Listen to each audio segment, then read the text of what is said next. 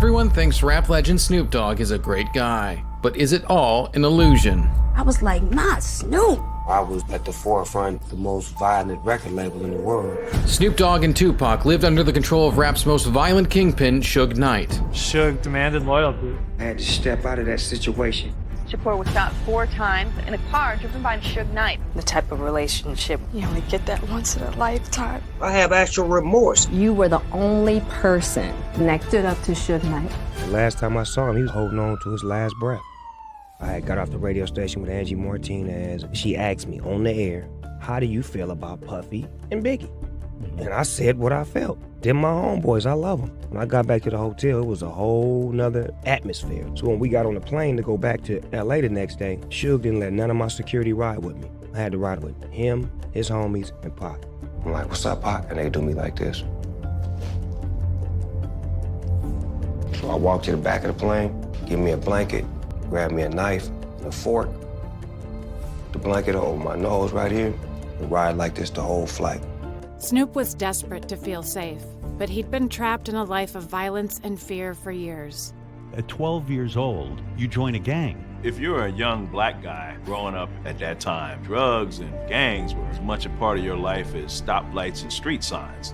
Were you ever afraid? I was always scared. A lot of times I got shot at. I had a gun in my possession and could have shot back, but I was too scared because I was so concerned with my life. It got to a point to where my mother kicked me out because she felt like I was bringing too much drama to her house. I had just turned 17. Jesus, and what do you do? It's not like you got somewhere to go. Where did you go?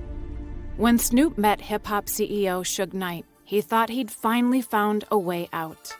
He was so honest, so real, so true, and so passionate about his artists, giving us direction, coaching us. And when Snoop bonded with rapper Tupac, it seemed like he'd found the family he always wanted. Fell in love with that. Me and him started hanging out, building a brotherhood with him. We represent both sides of the game, the calm one and the relentless one. So when actually I spoke to Suge and was like, we need to get him with us because he will make us better. And he gonna push me. We need his spirit here. But as Snoop and Tupac grew closer, there was one person who tried to warn them about Suge. When we first met, I was a drug dealer. Jada is my heart. She will be my friend for my whole life. As I was coming out of the life, he was going more into the life. I really felt like I was powerless. Suge was not someone to be toyed with. He ruled by fear and intimidation. There were stories of people being pistol whipped, being roughed up, people being slapped around. This is like some Godfather type stuff. With Suge and Tupac on his side, Snoop thought he was untouchable until the violence caught up with him. You got into hip-hop like, okay, now I can leave some of this behind. And I came right with me. Snoop and his bodyguard, and they were driving down the street in his Jeep, and this guy was trying to say something to them. He had a gun, and he was going for it, and my bodyguard reacted. Snoop's bodyguard shot and killed Philip Waldemary. Now Snoop had to make a choice about the kind of person he really wanted to be. I was traumatic and didn't know what to do. I want to go turn myself in and let them know what happened. Snoop turns himself in for first-degree murder. Immediately, Suge gets him released on $1 million bond, 10 p.m. house arrest. My heart was beating every day. And me and Pac got into it because he wanted me to stay gangster. And I was like, cuz, I got a baby on the way. I have a lot to live for. Somebody's life was lost. This is a real situation. I don't feel like y'all feel. I have actual remorse. I feel bad. I don't want to live this gangster life no more. We, the jury in the above entitled action, find the defendant not guilty of the crime of murder in the first degree. Tupac and Suge wanted him to stay loyal, but Snoop was desperate for peace. There was a lot of tension between East Coast and West Coast rappers. Pac was adamant about the beef that he had between Biggie and him. It was serious. There's no dream of making an album with Biggie and Puffy. And then in the middle of all that, you and I have this big interview. He said, so how do you feel about Puffy and Biggie?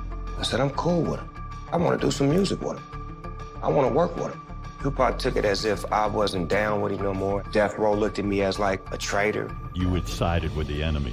Snoop had no idea that the tense plane ride home would be the last time he'd see Tupac alive. My didn't say nothing to me the whole ride, and that's a 5-hour flight on a private plane. I get off the plane, I'm like, cuz, you going to Vegas? He do me like this. He went his way and he went my way. Next time I get a call, turn on the news, guys. We see yellow tape, Suge BMW. Tupac Shakur was shot 4 times in a drive-by shooting. He's in very critical condition and he's requiring intensive care. I drove down there to the hospital because I wanted to see my I'm thinking that he was gonna make it. It's Pac. He'd been shot before. Fine. I see him in the bed, laid up, no words, no conversation. I was whispering to him, telling him I loved him and to hold on and he was gonna be okay. And I went in the bathroom, I fainted, I threw up, I was gone. Because me and my homie wasn't straight. I'm not even gonna be able to apologize to him or even just to tell him, I feel you, I'm wrong, how can we fix this? Rap star Tupac Shakur died last night after a brief life in a rough business. He was 25. After losing Tupac, Snoop knew he had to break free of the violence, even if it put him in danger. I had to step out of that situation. Once you become a grown man and you realize that your words have power and you have power, then you have to pull back. Death Row was more negative than positive. Now I'm surrounding myself with positivity. And as Snoop took a stand against Suge, he had no idea that someone else from his past was watching. You and I have been around for a long time, and along the way I've had a bit of a complicated relationship with you during those very complicated times. You were the only person that came out and stood up to Suge Knight and spoke out. I become the peacekeeper. The fact that you were like, I'm not having it, you don't even know what that did for me. And we started building bridges. By choosing love over fear, Snoop honored Tupac's legacy and built the belonging he'd always wanted. Pac was taught how to love at a very early age. And through his music, he shared the love with all of us. My life is not based off of me being a gangbanger. It's based off of me being positive, finding ways to help others. You start to educate. You start to teach the little homies on how to do better and not to do what you did. You coach a football team. You coach. Football league. He really believes in giving them a sense of identity. The key to this thing is bringing people together. Project more of a positive energy over negativity. Always keeping peace and love at the forefront of everything.